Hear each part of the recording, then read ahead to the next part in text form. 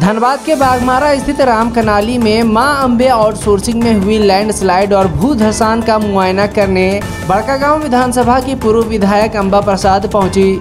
उन्होंने प्रभावित परिवारों से मुलाकात की और स्थल का निरीक्षण किया। पत्रकारों से बात में अंबा प्रसाद ने कहा कि बीसीसीएल और डीजीएमएस अपनी जिम्मेदारी से पल्ला झाड़ रहे हैं और आउटसोर्सिंग कंपनी के क्लियरेंस में लापरवाही हुई है। उन्होंने अवैध कोयला खनन और संभावित दबे लोगों की चिंता जताई और कहा कि राम कनाली की मौतें स्वाभाविक नहीं बल्कि हत्या के दायरे में आती है।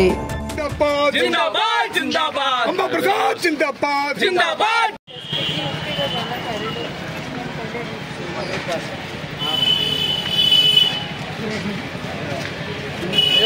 ये हम लोग 40-50 मिनट जो घूमते रहे ना, हम आराम से यहाँ आ जाते हैं। आप लोग को लोकेशन दिया आपको नहीं, आप उसका घर जाने खोज सामने दिखा वहीं चलते हैं, वो वहीं पर है,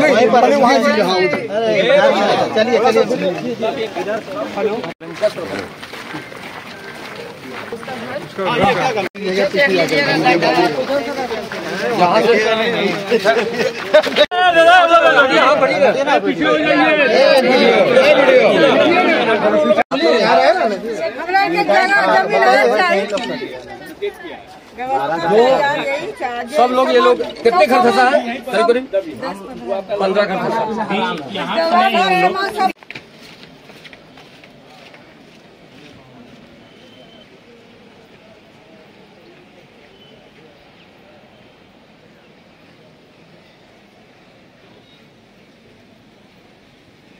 बहुत डिस्टर्ब कर रहा है। बोरा रखा हुआ 5 तारीख हुआ, कितना बोरा रखा हुआ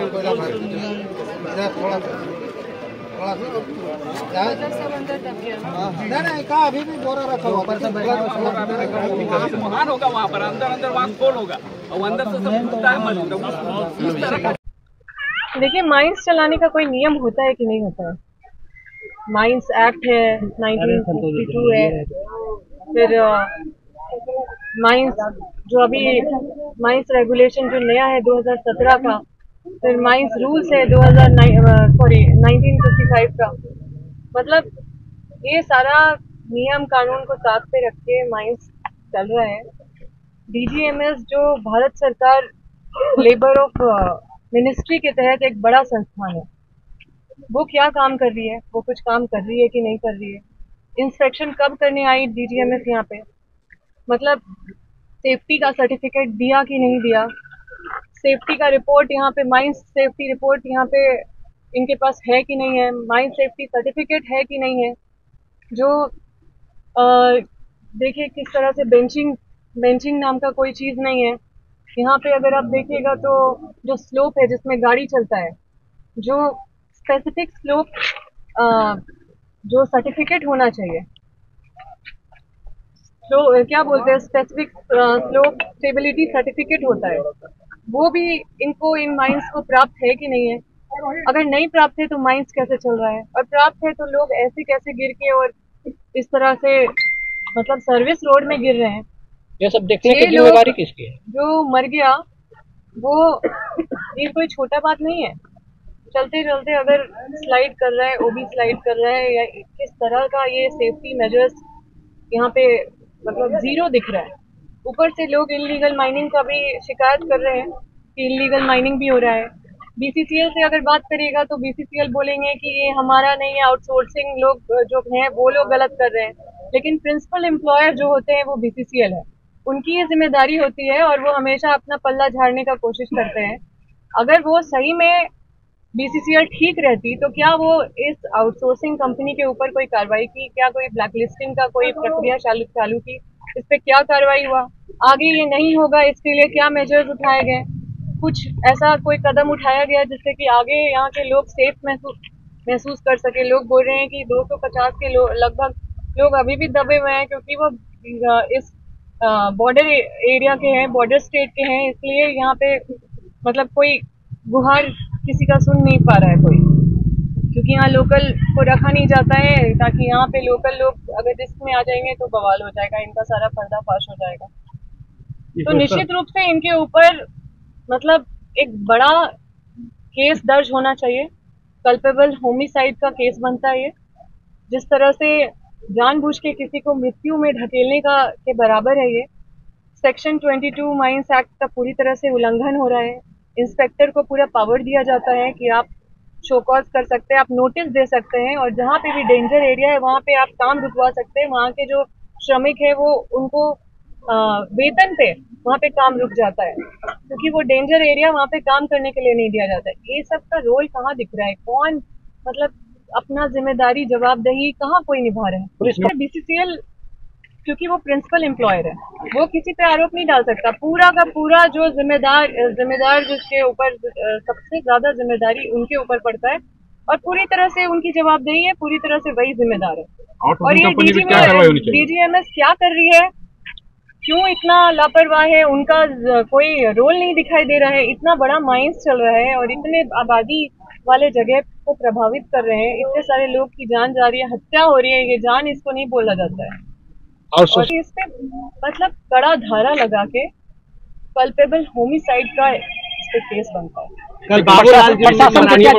होना चाहिए या नहीं? ऐसे कंपनी बिल्कुल ब्लैकलिस्ट होना चाहिए, और पूरी मतलब जितने भी पदाधिकारी हैं बीसीसीएल के, सबके ऊपर कल्पेबल होमिसाइड का केस बनना चाहिए, सभी पे एफआईआर दर्ज होना चाहिए। और इस तरह का जो घटना है ये बिल्कुल मतलब निंदनीय है।